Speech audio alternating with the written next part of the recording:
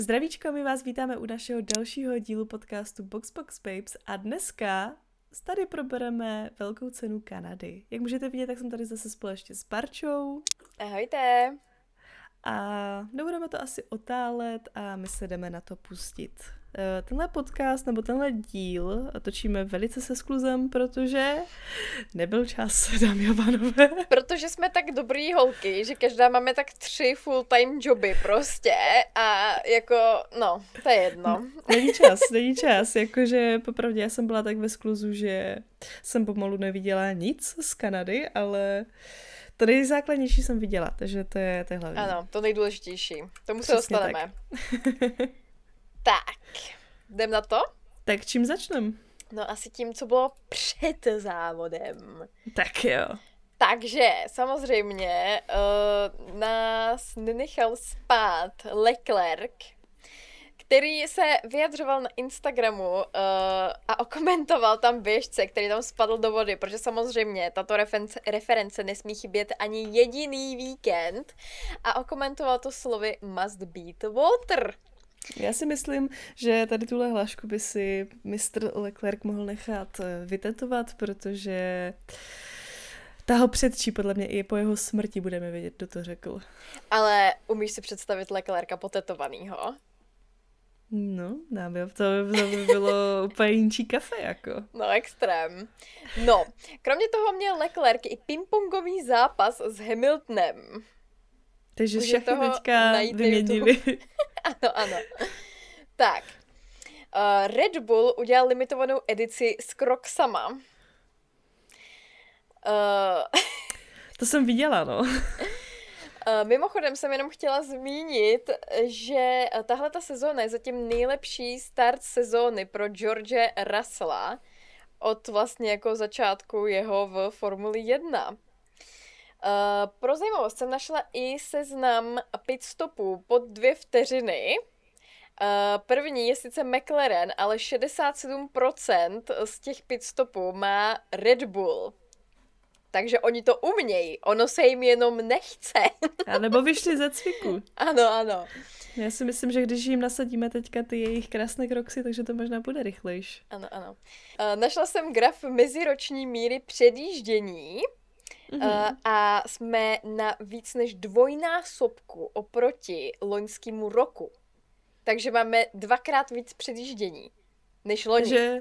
Takže už nikdo nemůže říct na to, že formule se teďka jsou absolutně nudné a nepředjíždějí se kvůli těm novým pravidlům. Právě. Není to tak.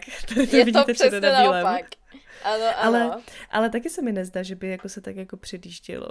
No, protože se neděje to všechno jenom vepředu, předtím se to furt všechno dělá jenom vepředu a vzadu byl vláček, většinou za Alonsem a nikdo se tam nepředjížděl, ale teď se předjíždí komplet celý grid jako průběžně. Ty jsi to teďka udělala, jako že nebudeme ukazovat Alonso, ale ukážeme. Tak. Já mám tady ještě takovou rychlou novinku, která byla teďka jako celkem nedávno potvrzená, ale buď to rozebereme tady, nebo potom ještě jako v Monaku, ale myslím si, že to není taková jako tematická zrovna, takže to tady taky jenom tak jako dám jako vsuvku. Už jsme se hodněkrát v minulých dílech bavili o tom, že je celkem nejistá budoucnost Maxe Verstappena ve formulích, tak jenom Max teda potvrzuje, že bude v roce 2027 pokračovat v F1, čímž vyvrací spekulace o možném odchodu do důchodu. Takže i na příští rok se s ním můžeme těšit a uvidíme, jestli teda bude v Red Bullu, a nebo ho třeba přivítáme někde jinde. Toť já otázka. se na něj těším. Tak. Takže já tady mám ještě graf. Průměrný kvalifikační rozdíl mezi jednotlivými jezdci stájí. Nejmenší rozdíl tam je mezi McLareny, Audi a Ferrari a největší rozdíly jsou mezi Red Bullem, Alpinem a Aston Martinem. U toho Red Bullu se nedivím, víme, že druhá sedačka, jak to s ní je, ale u Alpinu a Aston Martinu je to vlastně docela zajímavý vidět, že tam jsou tak velký rozdíly mezi těma jako jezdcema. To určitě mě jako hlavně překvapilo to Audi, že se jako drží hezky pospolu, to je celkem fajn jakoby vidět, ale ten Aston popravdě mě asi ani nepřekvapil, abych ti pravdu řekla. No. Zase nebudeme ukazovat. Well. Tak. No, jako minule bylo řečeno, Max byl na Nürburgringu na 24hodinovce, ale dámy a pánové, Ferrari mě nemůže přestat štvát i mezi závody. Oni totiž zakázali Leclercovi jet společně s Verstappenem, protože by nejeli vozem Ferrari.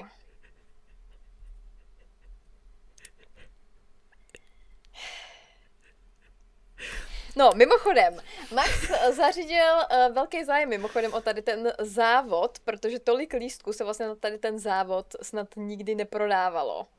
Takže, a teďka mě docela, jakože se museli dát už ty poslední prodeje na místě, aby vůbec nějaký místa zbyly na místo, jako jo. Jako nedivím se na jednu stranu, protože díky Maxovi to teďka dostává jako velké halo a boom, takže je to super a dala bych takovou minutu ticha za to, že vlastně nemohli jet spolu, no. Tak, můžeme se vrhnout na další věc. Ano, ale to nejdeme moc daleko, protože Mercedes zakázal Antonellimu, aby jel Nürburgring, protože chtějí, aby prioritizoval Formuli 1 a minimalizoval riziko zranění. Takže s ním nemohl jet ani Kimi. Ach, já myslím, že tady Max udělal nebo ukázal nějaký nový trend, do kterého se teďka chcou pouštět všichni závodníci. No, objevily se zase opět spekulace, protože prostě novináři nevědí, o čem mají psát.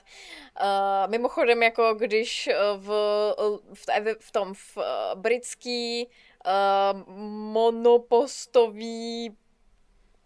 monopostovým závodě vyhrála žena teďka, tak o tom nepsal ani nikdo ťuk, ale to jako, že jsou nějaký bžblepty, které vůbec nejsou pravda, to budou psát všichni. Tak, objevily se informace o tom, které jsou samozřejmě nereálné, že by se mohl vyměnit Max a Oscar. Oscar se k tomu vyjádřil, že mu to lichotí, ale že o žádných jednáních neví.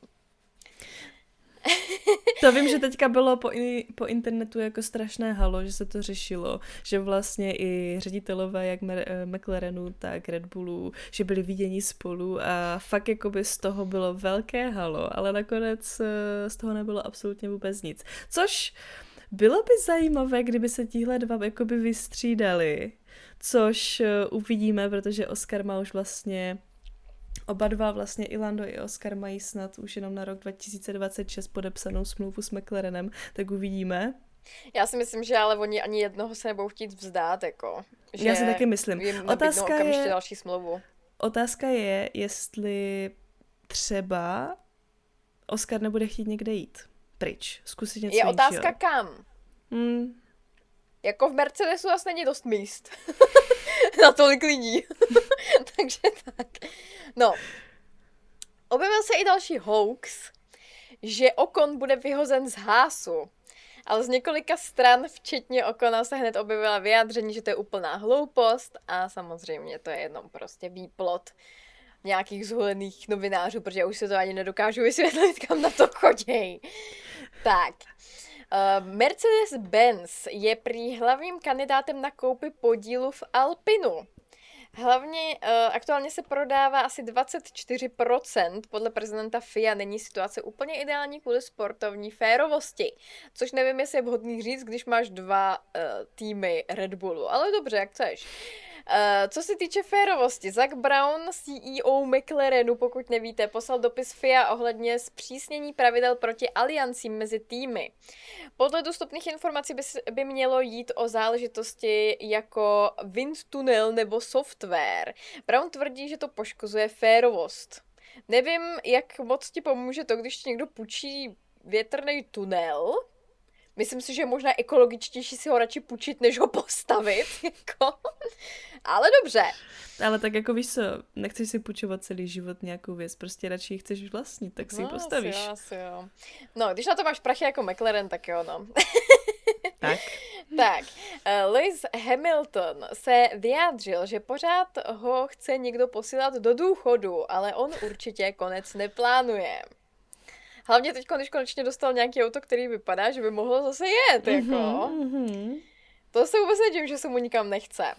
Las Vegas bude v kalendáři minimálně do roku 2037, protože byla prodloužena smlouva. Objevily se další spekulace k vstupu společnosti BIT do Formule 1, a to v souvislosti s Christianem Hornerem. U toho se spekuluje i o tom, že by měl zájem právě o koupi podílu Alpinu. Protože ten se prostě potřebuje nutně vrátit do tohohle sportu. On očividně hledá úplně jakoukoliv skulinku, kudy by se mohl vrátit. No, on by mohl do důchodu. Ten by měl, každopádně. Do Kanady přijel Ollie Bearman s 10 trestnými body. Letos ale komisaři ještě žádné takové body nerozdali, ku podivu. Co na ní může být? Tak, a myslím si, že se můžeme podívat přímo na kanadskou trať. Kanadská velká cena má za sebou už 60 ročníků, i když na tomto okruhu Gilese Villeneuve, doufám, že to čtu dobře, se jezdí od roku 1982. FIA ještě rychle tam přidala jeden straight mod mezi zatáčky 9 a 10, těsně vlastně před začátkem tohoto víkendu. A je to takový okruh s velmi, velmi tvrdými zdmi, které jsou dost blízko. Pirelli zvolili měkčí stranu pneumatik a před začátkem víkendu byl opět slibován déšť na neděli. Hádejte, co se stalo. Nebudeme předbíhat. Tak. Myslím si, že se můžeme podívat na livery a na naše helmičky a upgradíčky a tady ty srandičky celkově. Tak. Ano, můžeme.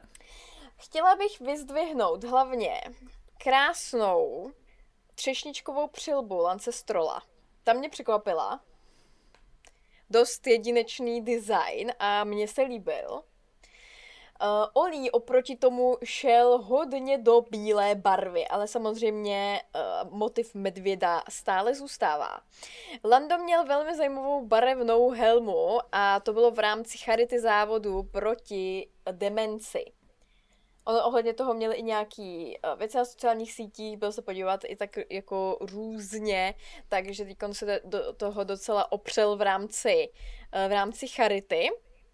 A je to vlastně, že ta helma vlastně zobrazuje zdravý mozek a postižený synaptickou ztrátou, takže je to moc hezké a šlo to vlastně o organizaci, kterou založil Sir Jackie Stewart, takže veškeré vybrané prostředky potom poputujou na vlastně tuhle nadaci, což je moc hezké.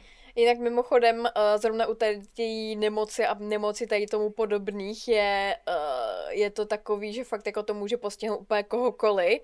Ještě úplně nejsme dost vzdělaní jako lidstvo na to, abychom věděli, jak tomu nějakým způsobem třeba jako plně předcházet, anebo to dostatečně brzo poznat.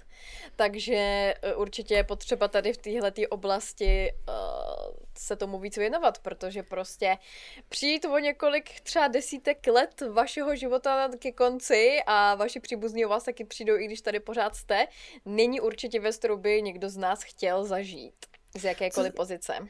Co jsem ale viděla nebo někde četla, tak existují vlastně nějaké určité cviky, které vám můžou jakože říct, že úplně s vaším mozkem jako není něco v pořádku. Většinou to funguje fakt jakoby na hodně kognitivní jako myšlení, kdy se fakt jakoby musíte soustředit, jestli zvládáte prostě palcem prostě zkusit všechny prsty, jestli vám to jde jako rychlým tempem a prostě různé takovéhle cvičení. Je to fajn, bohužel, jak říkáš, nedá se tomu nějak jako předcházet zatím, takže uvidíme. No. Oproti tomu Oscar za mě měl takovou dost nudnou modrou helmu. A co se tam stalo? Prosím vás, FIA dala limit na rekuperaci daného kolena 6 megajoulů. Mercedes nám tam nezahálel s novinkami. Oni totiž toho moc nepřivezli minule, takže se do toho opřeli tentokrát. A samozřejmě kromě toho vydali i novou modrou sadu oblečení, což bylo taky takový, teď jdou hodně po těch barvičkách, jsem zvědavá, jestli potom půjdou do další části duhy, nebo jestli teď to skončí, uvidíme. Kromě toho ale přivezli ještě 8 vylepšení, hlavně co se týče nové aerodynamiky, snížené hmotnosti, zlepšení startů. A už na začátku se předpokládalo, že by tohleto zlepšení mělo přinést i 0,3 sekundy na kolo. Další stáje ale taky úplně nezaháleli. McLareni přivezli 7 vylepšení, Haasi 5, Red Bull 4, stejně jako Racing Bulls a Audi. Williams přivezl 3 a Alpine s Cadillacem přivezli 2 vylepšení. Ferrari a Aston Martin bez vylepšení. Objevily se ale i spekulace, že prý má Ferrari neobvyklý koncept motoru. Pracuje s extrémně vysokou teplotou nasávaného vzduchu, kvůli tomu ztrácí výkon oproti Mercedesu ve vysokých rychlostech. Obětovali výkon pro lepší aerodynamiku a kompaktnější chlazení a pracují s výfukovými plyny. Prý mají skvělý přítlak vzadu, ale výhodu nedokážou zatím plně využít. Úpravy ADUO, o kterých jsme se bavili už v minulých podcastech, by měly snížit ztrátu na polovinu, ale pokud v roce 2027 FIA zakáže efekt výfukového ofuku, tak by mohlo Ferrari přijít o část výhody svého konceptu. S touhletou celou teorií ale někteří nesouhlasí a prý je to fyzikálně nereálné. Takže otázka, co z toho je hoax, vypuštěný schválně nebo omylem, uvidíme. Co se týče ještě toho livery, tak se nám tady objevil nový generální sponzor, dámy a pánové. Ano, to jsem chtěla zmínit na konci, ale povídej. Když už to tady máme, víš co, tak už to tady k tomu dám. Můžem to dát rovnou. Prosím vás, Alpine uzavřel multimilionovou dohodu, prosím pěkně, s módní značkou Gucci. A ta bude od začátku roku 2027 závodit pod hlavičkou Gucci Racing Alpine Formula One Team. Ano. A Gucci se takhle stává první luxusní módní značkou, která sponzoruje nějaký F1 tým. Takže už se těším na livery Alpinu od příštího roku a bude to hodně zajímavé a doufám, že to bude velice módní. No to bude velmi módní, asi jsem zvědavá velmi na ty přilby livery a všechno, každopádně. Viděla jsem i, jak byl ten film House of Gucci, že jo? Tak oni to myslím prezentovali na sociálních sítích i jako, že to bude jako House of Racing. To by bylo super. Už se jako těším na ty jejich kombinézy, jak to bude všechno vypadat. Doufám, že to bude velmi zvědavá. Doufám, že to bude high fashion. Velmi high fashion. Ach jo. No, jsou i horší modní značky, které by mohly sponzorovat. Myslím si, že nechceme, aby tam chodili v odpadkových pytlích. Tak jako to je vesměs taky, to bere třeba někdo jako high fashion, víš co? Jako mě absolutně zabilo, když Balenciaga vydala jednu kabelku, která vypadala úplně přesně stejně jako nákupní taška, kterou měli moji rodiče z 90. let. Ale úplně přesně stejně. A tak moda se vrací, víš co? Tak. Mě třeba překvapila, ještě když do toho skočím, mě třeba překvapila taková ta kolekce oblečení od Kim Kardashian, jak měla to spodní prádlo, ale jakože s přirozením, jakože s chlupatým přirozením. To jsem možná snad radši ani neviděla, nebo jsem to zapomněla. Že ona měla prostě jakože kalhotky, ale měla je prostě jakoby chlupaté. To jsem vytěsnila asi. Tak já jsem mi to byla ráda připomněla. Tak dík.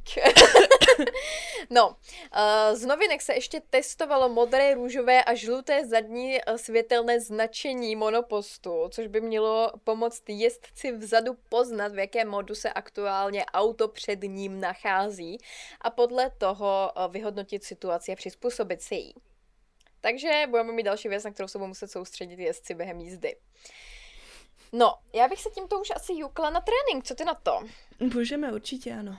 Hamilton dorazil na trénink velmi stylově v černém na červené motorce. Trénink byl nakonec prodloužen asi o 19 minut. Colapinto tam v nájezdu do boxu zůstal, protože mu nefungoval plynový pedál. Lando tam probrzdil, Max tam trošku dělal sekačku, byla žlutá vlajka safety car kvůli Lawsonovi, který měl problém s posilovačem řízením. Nemohli ho odtamtud dostat, takže byla červená vlajka. Hamilton zůstal stát v boxové uličce, ale začala červená vlajka, takže ho odtlačili zpátky. Během tréninku prodloužili ten trénink o další 4 minuty, což se běžně neděje.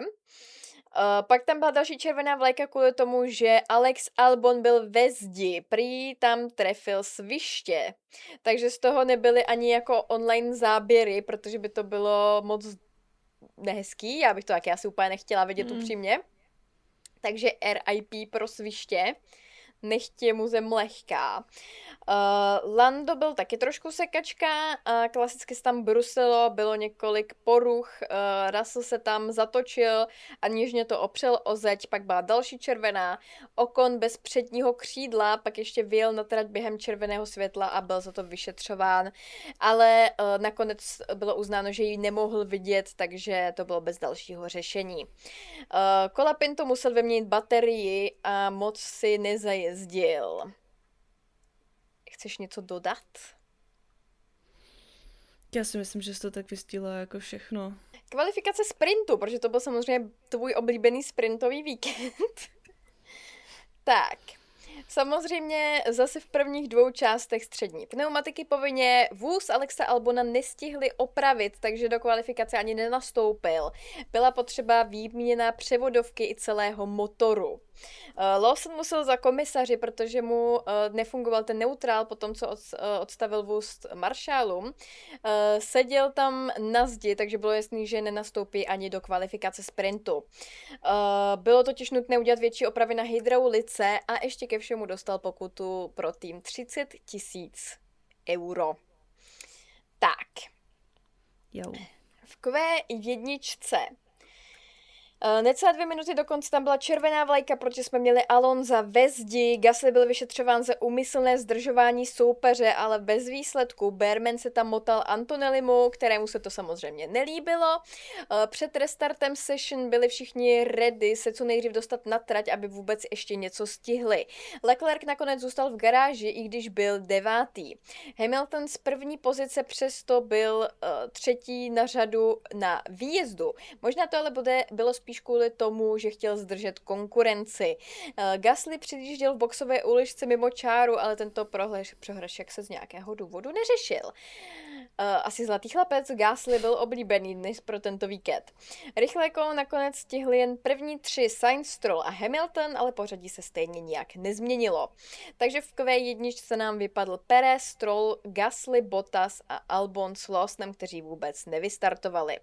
Alonso sice prošel do Q2, ale nemohl nastoupit kvůli poruše ve zdi. Tak, Q2 mi přišlo, že byla nějaká rychlá. Nejdřív to vypadalo na souboj Audi, kdo postoupí z nich 2, ale Carlos to tam hodil na poslední chvíli na 10. příčku. Haas tam měl nějaké problémy, ale ani netrefil šikanu a ještě jim upadlo světýlko. Antonelli tam byl sekačkou, Leclerc si stěžoval na balans a toto opravdu není jeho oblíbená trať, očividně. V Q2 nakonec vypadnul Hulk, Bortoleto, Colapinto, Ocon, Behrman a samozřejmě Alonso.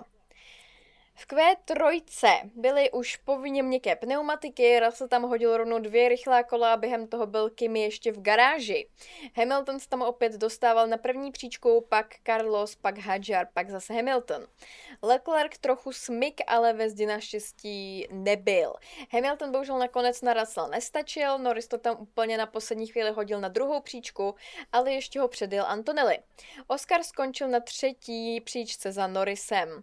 Ještě se nám tam hezky naskládali 2 Mercedesy, 2 McLareny, 2 Ferrari, 2 Red Bully a 9. tam byl Lindblad a 10. Sainz.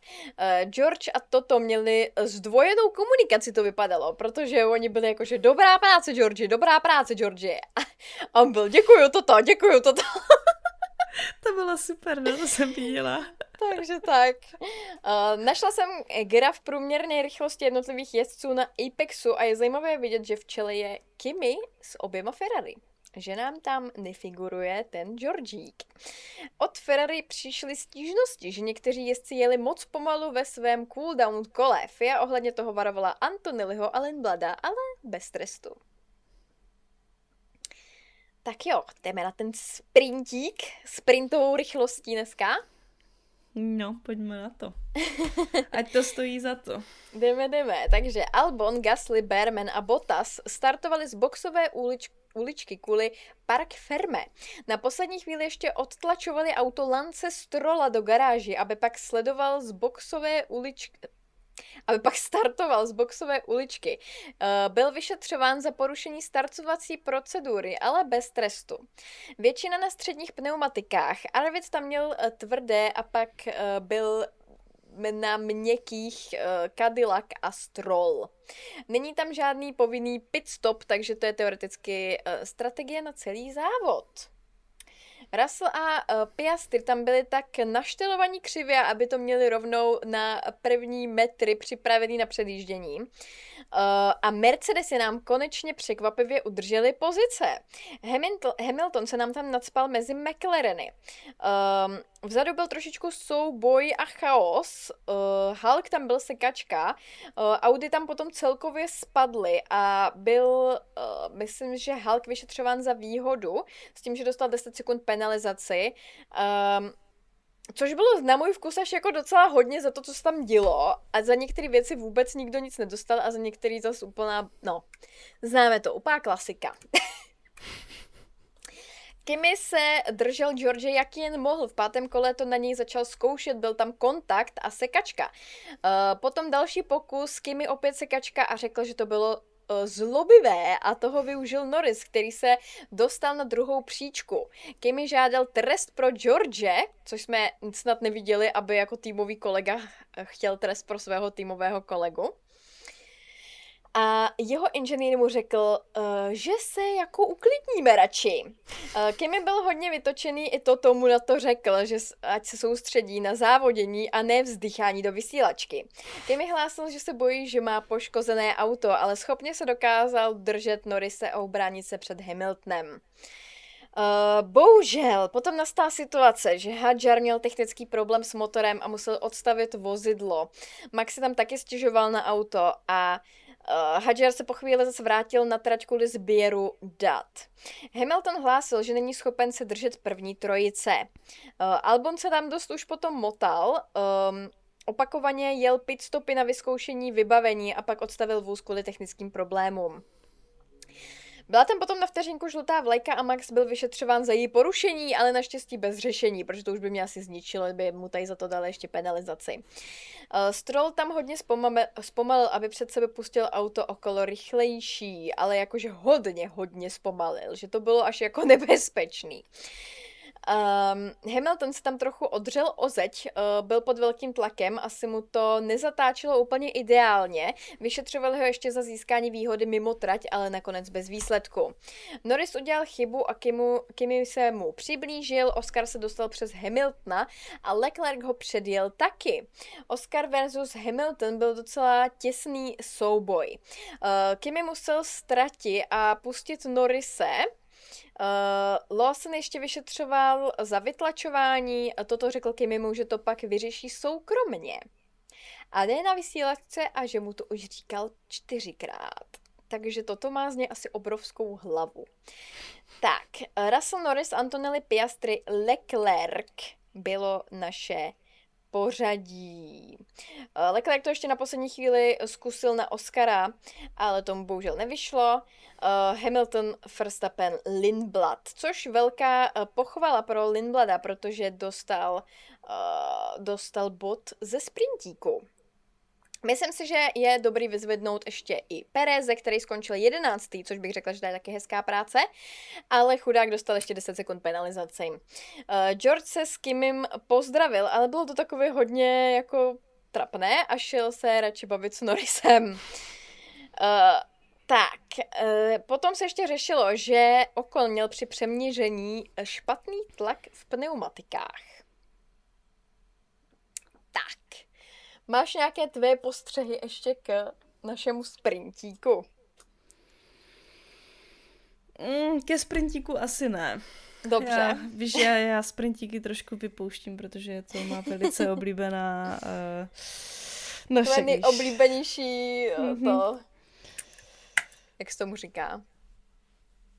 Disciplína. Ano, přesně tak. to. Dobrá, takže si myslím, že se budeme moci podívat na kvalifikaci závodu. Je to tak, ano? No, FIA se mě snažila jako uchlácholit. Už před kvalifikací vydali varování, že na velkou cenu je 40% pravděpodobnost srážek. A už víš, před co to znamená? Že ne. Tak. Že ti lhali zas a opět. Že mi zase lhali. Tak, v Q1 Alonso tam vyjel v boxové uličce Colapintovi trochu do cesty, ale ten musel jen věřit inženýrovi, ale byl stejně za to jakoby vyšetřován, protože tam vyloženě ho jako vypouštěl ten inženýr a on neměl jako kudy koukat, ke komu tam výjíždí. Stroll byl vyšetřován za vypuštění na trať v nebezpečném stavu. Leclercovi to tam moc nešlo, smazali mu čas na traťové limity, docela se tam poskočil přes obrubník, ale ani nebyl tak dobrý, takže dobu byl na konci tabulky. Pak to hodil na 8. místo a pak se konečně probral a hodil to aspoň na 4 na starých pneumatikách. Byl tam nějaký incident mezi Perezem a Alonsem, potom ještě Perez nerespektoval nařízení maršálů, a Audi tam jezdilo docela mimo trať. Lindblad byl 3., ale zase měl jediný novou sadu pneumatik. Beremanovi něco ulétlo z auta, tyč mu tam trčela u kola, ještě překážel jednomu Ferrari. On hodně musí dávat pozor na ty trestný body. Tady to ještě stále bylo, že ještě neměl ty z minulého roku smazaný. Tak. Leclerc s Hamiltonem se tam potkali a přišli kvůli tomu o rychlé kolo. Byl tam incident mezi Hamiltonem a Gaslym, co se týče zdržování. Ocon tam docela brusil, Leclerc musel do boxu, protože tam měl asi nějaký problém s autem. A Bortolo to nakonec vyřadil Ocona, takže z Q1 nám vypadl Ocon, Albon, Alonso, Perez, Stroll a Bottas. V Q2 se nám vedení ujímá Norris, pak ho ale předjíždí Kimi. Leclerc pořád nic moc, stále se tam pohyboval mezi 6. a 9. příčkou, pak ho zase zavolali do boxu, aby ještě třeba něco vůbec dokázal dojet. Max tam měl nějaký problém, dost jezdců se tam trápilo, dost tam klouzali, probržďovali. Hamilton se dostal před Kimiho na první příčku, ale Russell překvapivě zvládl jen číslo 3. Hadjar to hodil na první místo a Norris na 3. před Mercedesy. Leclerc pak už moc nezrychlil. Takže prostě očividně Leclerc se tady ten víkend zas docela trápil. V Q3 nám tam nejdřív hodil Max na první příčku, což bylo velmi příjemné, za ním Oscar a Lando. Hamilton pak to skočil před Oscara, Leclerc před Maxe. Kimi byl na 4. příčce. Mercedesy měly docela problémy, protože Russell se tam pohyboval jako fakt kolem toho 10. místa. Pak to hodil ale na 3. místo. Kimi byl úplně na poslední chvíli 4. Kimi byl úplně na poslední chvíli 1., Leclerc 4., Piastri 3. Hadjar to tam ještě hodil před Leclerca a Russell to úplně nakonec hodil na 1. místo. Takže Mercedes se nám tam nakonec probudili a vypadalo to, že to tam Hamilton málem jako neustál a trošku si odřel podlahu. Takže naše pořadí nakonec bylo Russell, Antonelli, Norris, Piastri, Hamilton, Verstappen, Hadjar, Leclerc, Lindblad, Colapinto. Leclerc řekl, že buď bude ve zdi nebo 8. a měl pravdu. Po kvalifikaci se vyjádřil, že to je asi nejhorší víkend jeho kariéry. Mně se líbilo, jak jsi to řekla. A měl pravdu. Zastávám se od takového toho sportovního komentování, tak. No, takže tohle bychom měli teda kvalifikační kola i sprintové kola a my se můžeme asi vrhnout na závod. Nebo jestli ano. k tomu ještě něco chceš Jo, myslím, že říci? tady ten díl bude do hodiny, tyjo, možná. Tak Stíháme. my taky máme dneska sprintový díl. Trošku jedem rychle, no. Tak, závod byl obrovský chaos. Maršálové tam měli spoustu práce. Stroll vyjížděl z boxu, protože musel vyměnit motor. Byly tam i měkký, střední a intermediálky. A jeden povinný pit stop. Prosím vás, byl Formation Lap. Oscar si už stěžoval na pneumatiky, protože McLareny měly intermediálky. A to jako vemte v potaz, že v tu chvíli jako jenom něžně poprchávalo, že to ani na kamerách nebylo vidět, jenom jako byla čím dál tím mokřejší podlaha. Takže to byl jako zvláštní druh pršení, každopádně. Potom po Formation Lap bylo Extra Formation Lap. Semafor měl začít blikat, ale neblikal a Kimi se tam pohnul a Lindbladovi nešlo zařadit. Takže maršálové odtlačili Lindblada a potom bylo další Formation Lap. Takže celkově ty Formation Lap tam byly tak 3x, 4x, než jsme se vlastně dokázali vyprostit jakoby tady z tohohle kruhu Formation Lap, jakože si myslím, že pro diváky, co tam byly, tak to bylo jako super, víš co, bylo, jezdci nejezdili tak moc rychle. Už pojedem a nic. A nic. Tak to bylo něco jako. Co ještě vlastně i tahle trať nebo tenhle závod, takže původně se mělo jet 70 kol, ale nakonec se jelo pouhých 68. Kvůli tady těm Formation Lap se jelo 68, ano. Ale tak jako vykompenzovali jsme si to aspoň krásnýma 3 Formation Labama, takže super. Ano. Myslím, to jsme chtěli vědět, přesně vidět všechno. Tak, ale co jsme chtěli vidět, byla Landova nádherná práce hnedka na začátku, protože hned na začátku se dostal před Mercedesy. Hamilton se nám tam dostal přes Oscara, takže druhý McLaren neměl zas tak dobrý start. Ten tam měl jako dost širokou stopu dokonce, i jako ten Oscařík. Tak, Red Bulli tam hodně zavřeli Leclerca. Antonelli se dostal před Russella. Lawson a Hülkenberg byli vyšetřováni za pohyb u startu. Oscar jel hned do boxu a dostal se na pozici 21. Takže prosím vás, mně se strašně líbilo.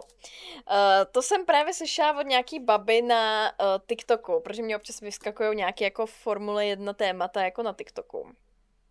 A ona tam vlastně řešila, že se jí hrozně líbí, že tady to je jako jedno z mála míst na světě, kde můžete vidět muže v pozici toho, jak to mají většinou ženy na pracovišti.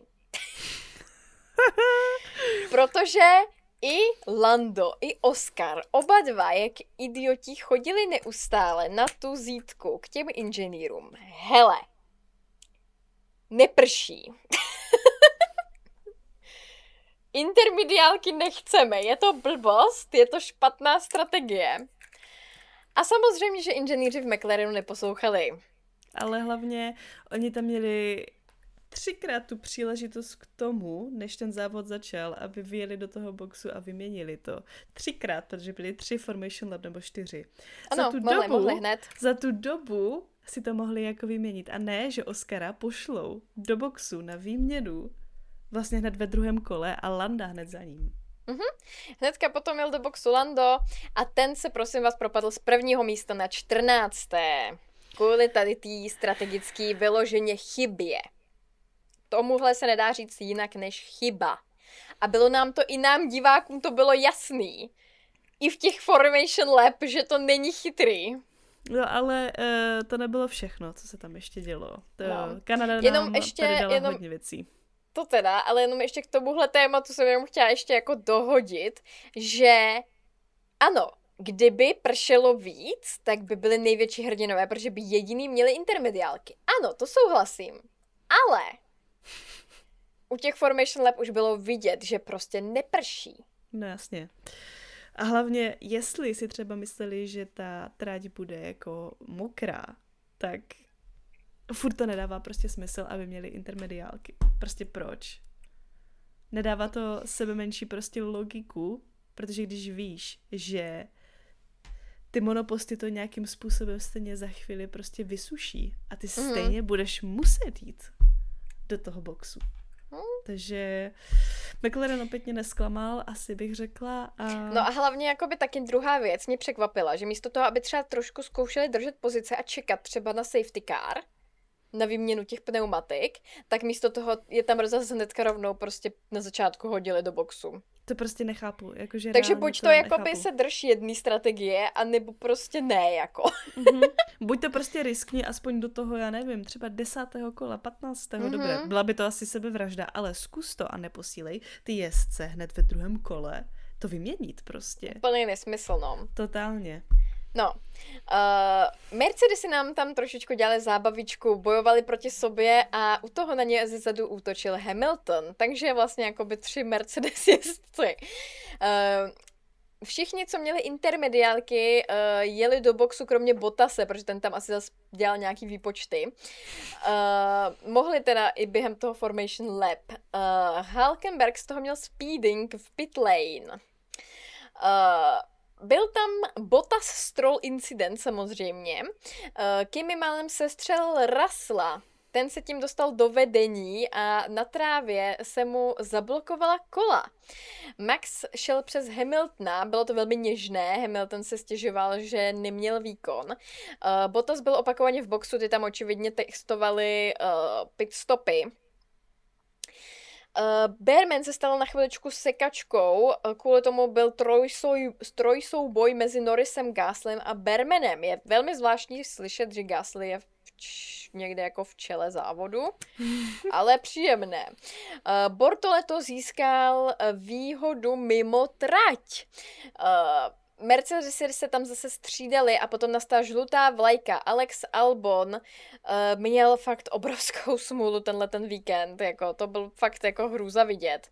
Nejenom teda, že předtím nebyl schopen ani nastoupit do kvalifikací a podobně kvůli svišťům, ale Piastri to napálil do Albona z boku. Prorazil vlastně mu ani Oscar, neměl. Prorazil mu bočnici a Albon to musel odstavit a kvůli tomu dostal Piastri 10 sekund. A upřímně řečeno, u tady toho trestu mi přijde jako dobrý, protože prostě jako není to jako nějak extrémně přehnaný, 10 sekund jako dobře, ale jako fakt tohle byla situace, kterou mohl jednoduše zabránit a prostě do něj napral to z boku, což asi není úplně situace, co by se tím měla stát. Potom poslali Piastriho opět do boxu a zase byl 19. chudák. Tak, měli nějaký problém se spolehlivostí Norrise, nebo spíš jeho monopostu, těžko říct, jakou spolehlivost má Norris. Do boxu jel a musel se vrátit na pozici 14. Russell tam udělal další chybu a kvůli tomu byl další souboj, ale pozici udržel. Alonso byl vyšetřován za žlutou vlajku, tak to odstavil. Ve 22. kole šel Kimi před George a George hodně jako tam probržďoval, těžko říct, jestli to byl nějaký problém s autem, anebo jestli to bylo třeba nervozitou. Mercedesy se tam navzájem vystrčili, Kimi musel vrátit pozici a byl jako fakt hodně vytočený. Velmi ohnivý chlapík, Itálie dělá svoje. Bylo to vyšetřováno, ale nakonec bez výsledku. Ve 30. kole měl Russell technickou chybičku a musel kvůli tomu skončit. Byla žlutá vlajka, Russell byl obrovsky vytočený, což se jakoby nedivím, mi přestalo mu jet auto, mohl jako bojovat o první pozici. Ale bylo to velmi funny. Teď jsem chtěla říct, že víte, kdo z toho měl největší radost? Barča. Hele, já ne. Já si myslím, že největší radost tam měli všichni lidi, kteří si pamatujou, jak Russell mluvil o tom, že Max Verstappen dělá unnecessary violence a jako když nejdou věci podle něj a tento mužíček tam začal házet z toho auta všechny součástky, které šly vyndat. Házel to tam kolem sebe. Nejlepší bylo, miluju adminy jakýchkoliv prostě stájí. Protože prosím vás, tady k tomuhle incidentu, co se stalo, Red Bull napsal komentář, kde začíná vlastně to, co říkal, jakože ten Max a potom dal something. Ano, to jsem milovala. To bylo prostě dokonalý. No, Takže takhle všichni si z toho samozřejmě udělali srandu. Ještě jakoby on nám to udělal velmi jednoduché, jako George tím, že tam velmi nasupeně potom stál za tím plotem. Mimochodem dala jsem ti to na disk jako video. Já to vidím. Takže to byla taková velmi vtipná vsuvka tohoto závodu. Jako velmi nasupený George Russell, unnecessary violence something. Tak. Děkujeme. No, byl safety car, ale jenom virtuální.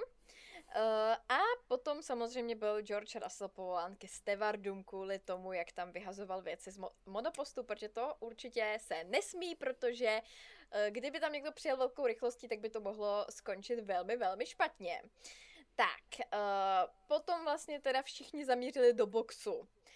Leclerc tam šel po Hadjarovi, ten se hodně bránil, až na to, že to vypadalo až jako trošku nebezpečně. Za to potom byl Hadjar vyšetřován za žlutou vlajkou a za opakovanou změnu stopy. Za to dostal 10 sekund, což bylo právě to bránění se, který bylo až trošičku nadbytečný. Leclerc se teda potom dostává před Hadjara. Potom nám odstoupil Norris, měl technickou poruchu a ještě se dostával do garáže chudák davem lidí. Mimochodem je to první závod, kde trojice Lando, Alex a George, kteří nastupovali do Formule 1 spolu, ani jeden ten závod nedokončili. Lando tam opět potom stal u vlásenky a koukal na závod, aby aspoň nějak byl součástí toho závodu. Tentokrát aspoň neseděl v monopostu a nekoukal se na mobilu na závod. Teď se koukám akorát na tu fotku, jak tam jde tím davem lidí a to je wild, jako. Jako divím se, že tam neudělali jako nějak víc prostor.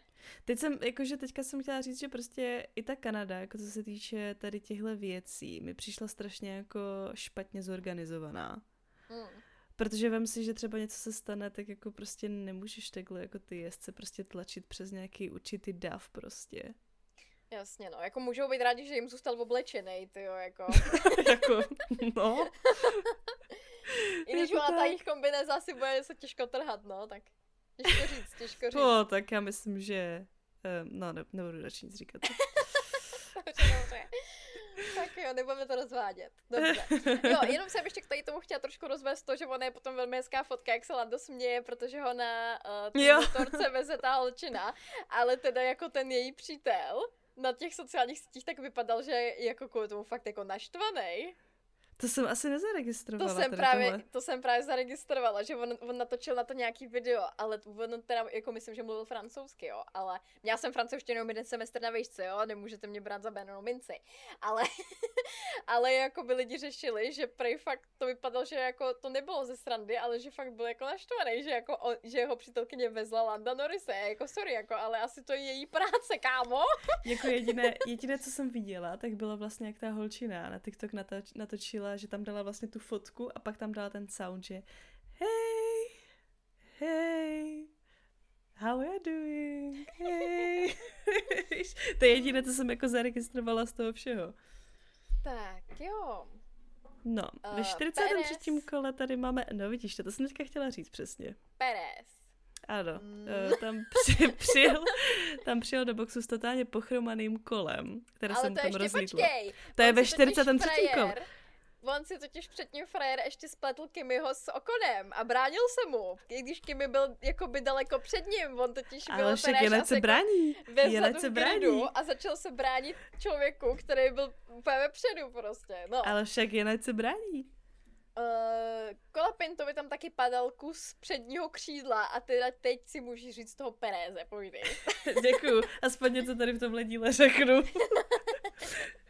Takže Čeko tam přijel do boxu s totálně pochromaným kolem, rozlítl se mu tam zavěsení přímo na pneu a prostě při cestě do boxu, takže ho tam taky jako museli trošku zpravovat, ale to bylo jako nevěl. velmi wild, ono to vypadalo, jak kdyby on už tušil, že se to rozpadne a fakt po cestě do toho boxu se to dorozpadlo. Já se reálně divím, že dojel do toho boxu, protože to kolo bylo úplně shaderem, jako.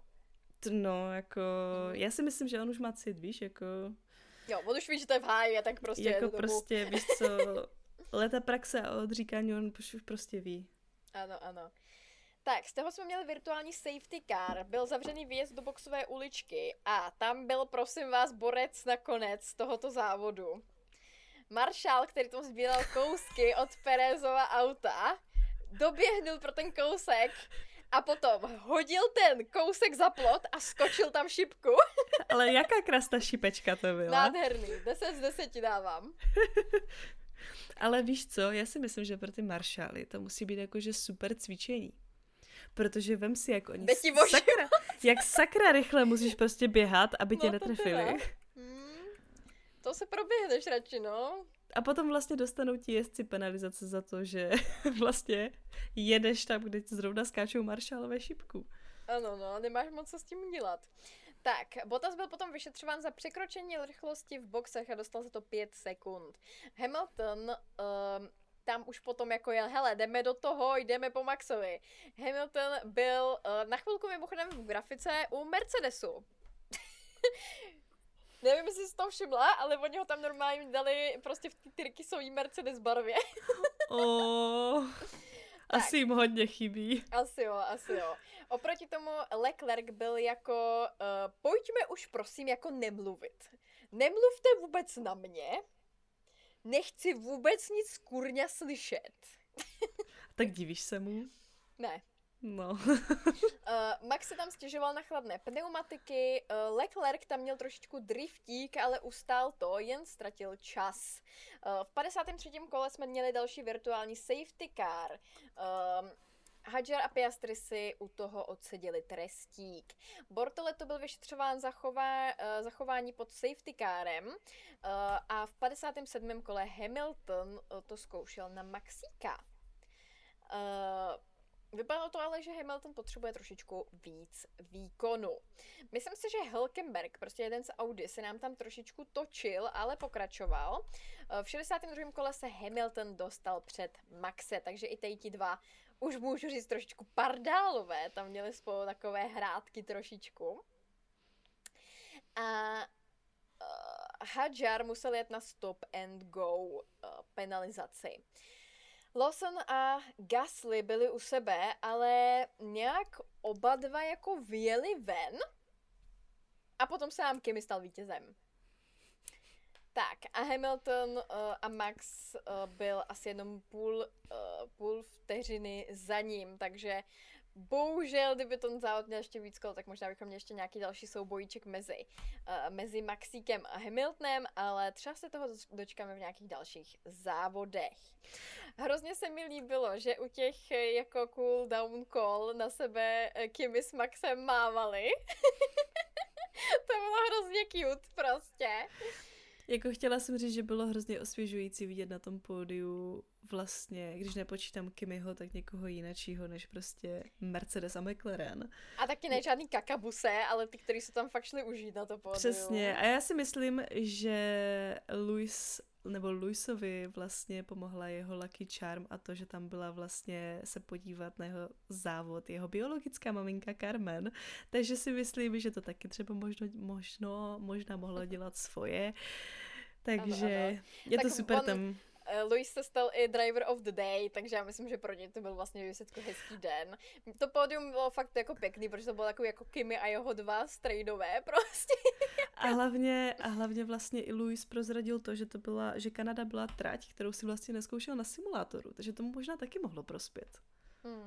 Takže Lewis, víš, co máš dělat příště, žádné simulátory a vem si tam svoji biologickou maminku a možná ano, i Monako vyjde. Všechno bude dobrý. Uvidíme, jak Monako, uvidíme. Každopádně, ještě jsem chtěla jenom zdůraznit, že úplně největší top speed celého závodu 350 km/h si pro sebe ukradl Gasly, takže zase nám tady trošičku vystrkuje růžičky. No a dámy a pánové, nebudete tomu věřit, ale my jsme pod hodinu záběru a máme závod za sebou. Dneska jedem fakt jako bomby. Tak. No a můžeme se vrhnout na to, co se dělo teda po. Ano. Takže samozřejmě opět informace o Adu, což už jsme se o tom bavili, prostě přeměřování výkonu podle benchmark závodního týmu, nějaké povolení do další úpravy, s tím, že se objevily nějaké informace, že by mohlo v číslech jít případně u Aston Martinu o 11 milionů euro do rozpočtového stropu, což není rozhodně málo. A vypadá to, že nám po Kanadě dostali zelenou k vylepšení. Nakonec opravdu vymodleně Ferrari. Takže tak. Takže here we go. Takže doufejme, že to nepodělají. Tak teď snad už začnou kouzlit. Tak.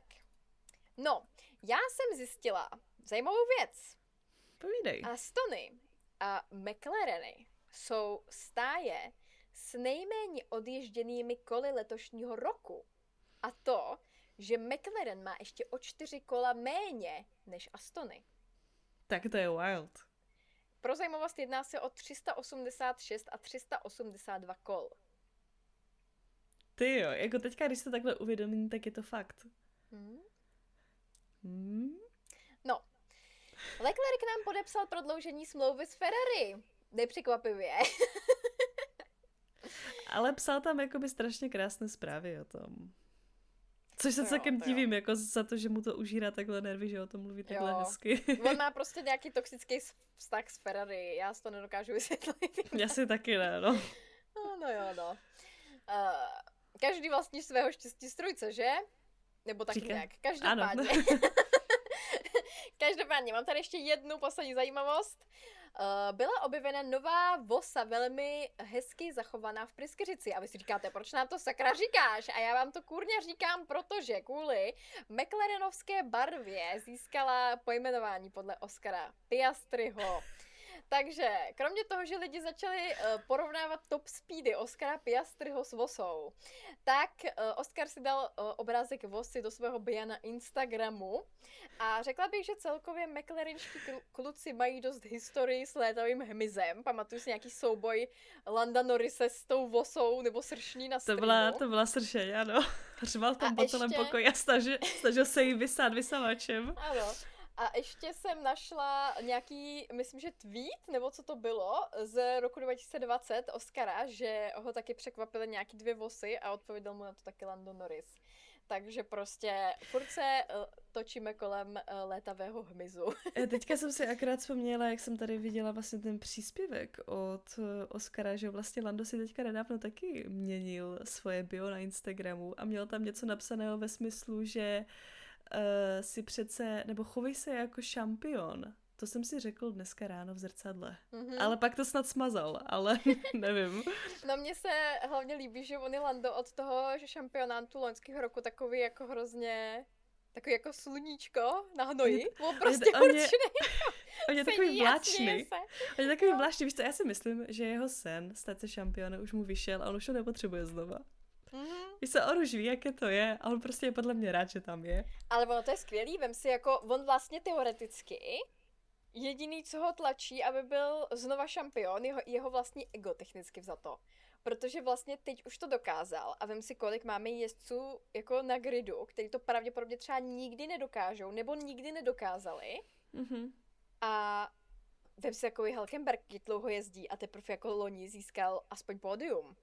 Přesně tak, jak říkáš. A vem si, že Landovi je prostě 26 a stal se mistrem. To samé Max Verstappen a k tomu se už jako hodně blíží i Kimi Antonelli. No, zatím neříkej hop, dokud jsme nepřeskočili. Já už to říkám, protože už bych ráda, kdyby tam na tom prvním místě byl někdo jiný. Jo, tak my se to snažíme zakřiknout. Aha, tyjo, ten Kimi, ten to určitě vyhraje. Už by mohl, jo, to bude nový šampion. Jo, už to je jasný, už se nemusíme vůbec snažit, dobrý. Sadíme si na něj peníze, to určitě pomůže. Tak. Tohle není finanční rada, prosím vás, očividně, tohle byl sarkazmus, jen pro ty pomalejší. Tak. Ještě něco máme, anebo jsme dneska fakt extra rychlí? Já jsem asi všechno, co jsem chtěla říct, tak jsem řekla na začátku. Já už jsem taky snad všechno řekla. Tak... Těch mých 6 stran textu zase. Mně se vždycky prostě hrozně líbí, že my máme většinou to samé napsané. Ale já jsem taková, že víš co, já tě nechám mluvit však. Ty to řekneš hezky, víš co, já nepotřebuju mluvit. Já vím, já jsem hrozná, když mám prostě něco připraveného, tak já prostě potřebuju to říct. V pořádku, já ti to říkám. Já vím, že to je strašný, ale prostě je to strašný i pro mě, takže trpíme obě. Jenom abyste si jako by nemysleli, že já tady jenom sedím a prostě nic nemám připraveného. Já fakt mám připravené věci, jo, kolikrát to jsou jako taky více stránkové. Ještě to bude Sonja stříhat, protože jinak by to nikdy nevyšlo. Takže tak. Takže jenom abyste si nemysleli, že tady tak jako sedím a směju se jako sluníčko na hnoji a nic neřeknu. Jako snažím se dostat k té konverzaci, ale nikdy další to nevíde. Další věc, co máte společného s Landem. Jupie. Ne, že máme otravný smích, ale vlastně jsme oba dva sluníčka na hnoji. Ano. No tak to jo, nevěřím, že jsme to fakt jako, nebo že jsi to dala pod hodinu a 2 minuty. Speedrun, ty vogo, jo, ještě jsem tady to jenom našla, že vlastně tady na té trati, pokud se nepletu, tak měl pole position George Russell i v roce 2025 a 2024. Podívejme na to. Takže jako bylo to trošičku očekávatelné. Víme, že někdy má Formule 1 tendenci opakovat svou historii. Jako jsem fakt zvědavá, jak to letos dopadne. A ještě počkej, blíží se nám tady Monako. Velmi, jakože já jsem ještě neviděla ani ňo, ale už byl trénink. Už byl, dokonce podle mě už i druhý trénink teďka probíhal v 7 máme nebo v trošku kolik. sklus, omlouváme se. Není čas, bohužel jsme tvrdě pracující ženy. Ano, a proto tady ten díl má jenom hodinu. Jenom hodinu a vychází o 2 týdny později, než měl. Ano, trošku nestíháme. No, já jsem se chtěla zeptat na to, jak se těšíš, nebo jakoby patří to mezi tvé oblíbené tratě. Já vím, že hodně lidí říká, že to je trať, ve které se nedá předjíždět, což chápu, je to prostě nudné. Většinou, když se na první místě, tak dokončíš. Ale jak jsme si řekli, tenhle rok máme 2krát víc předjíždění než obvykle. Máme 2krát víc předjíždění než obvykle a hlavně ty monoposty jsou menší než minulým rokem. Sice ne o moc, ale jsou. Ale možná bych se jakoby u těch předjíždění a takhle bála toho tunelu, teda upřímně. No jo, no. Ježiš, já to úplně nesnáším, jak oni vyjedou z toho tunelu a najednou tě hitne úplně to světlo a ty nic nevidíš. Než se aklimatizuješ. Jako takhle, já s mýma očima reálně bych projela tím tunelem jednou a celý zbytek kola bych nic neviděla. Takže tak asi. Tak jo. No. Takže asi to jako bude velmi zajímavé. Jsem na to zvědavá. Já teda zkusím i v neděli udělat watch party u sebe na streamu na ten závod. Mm-hmm. Což teda jako znamená, že ne, že vám ukážu závod, protože na to nemám práva, ale že tam spolu budeme na to koukat jenom a budeme koukat na tu live timing.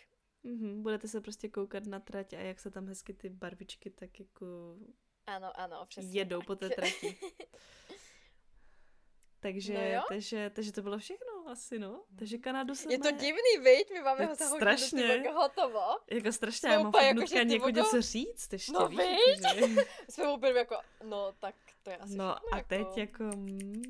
Teď tady na sebe půl hodiny koukat, abychom splnili tyho stopáž. To už máme dávno, ale... Ano.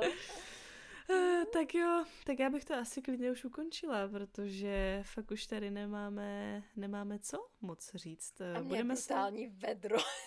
Hej, mě je úplně příjemně, jakože víš, na co mám chuť? Abych si dala nanuk teďka, úplně jakou raketku. Já taky. Cipído. Doufám, že vy si dáváte nanuk. No a počkej, ještě jakou dáme větu pro dnešek? Něco s Oscarem a Vosou? A nebo něco s nasupeným Georgem. Můžeme dát klidně toho George. Violent something. Jo. Vy to klidně, vlastně násilí nemůžeme. Ne, můžete klidně použít to, co použil právě Red Bull, jestli to třeba dohledáte, abyste nám to tam napsali, když my jsme si ani jedno nevzpomněli, co to tam psali s tím jeho komentářem. A nebo napište jenom something třeba. Ano. George something. Topové, jak prase. Tak jo, tak my vám velice děkujeme za dnešní pozornost. Dneska jste na nás nemuseli udržovat tu pozornost zas tak dlouho jako obvykle. Uvidíme, jak dlouhý bude další díl, snad ho stihneme i natočit dřív a vydat dřív. Teď fakt to bylo trošičku jako drsný s tím časem. Bylo to na punk, no, nevycházelo nám to jako vůbec, takže jako doufáme. Extrémně vůbec. Doufáme, že teďka o víkendu to bude lepší, sice obě dvě tam fakt jako máme furt nějaké věci, které prostě se nedají úplně přeložit, ale zkusíme to hecnout, aby to příští týden vyšlo. Zkusíme. Monako, tady tohle by vám snad mělo víc zítra, ve středu. Doufejme. 6.6. No, Ve středu 6.6. sobotu, takhle. Co? Já už mám středu zase, nevím proč. Ještě není středa. Já teda doufám, že jsem moc neblábolila, protože dneska jsem po 8hodinovém školení, zrovna jsem víceméně skončila, běžela jsem točit, takže fakt to je trošku masakr. Tak jo, už tady mluvíme fakt úplně z cesty, takže už to ukončíme. Děkujeme, že jste to tady sledovali až tak dlouho. Děkujeme za každý komentář, který nám píšete pod videa, moc si toho vážíme. A za všechny lajky a zviditelnění, fakt jste skvělí, děkujeme. Děkujeme moc krát. Těšíme se na vás v Monaku. Ano. Kežby v Monaku. Ano, to bych taky chtěla. No příští rok tam letíš se mnou, to ti je doufám jasné. No doufám. Nějak to. Tak jo. Bude muset vyřešit. Tak se mějte krásně, skládejte básně a čus. Čau.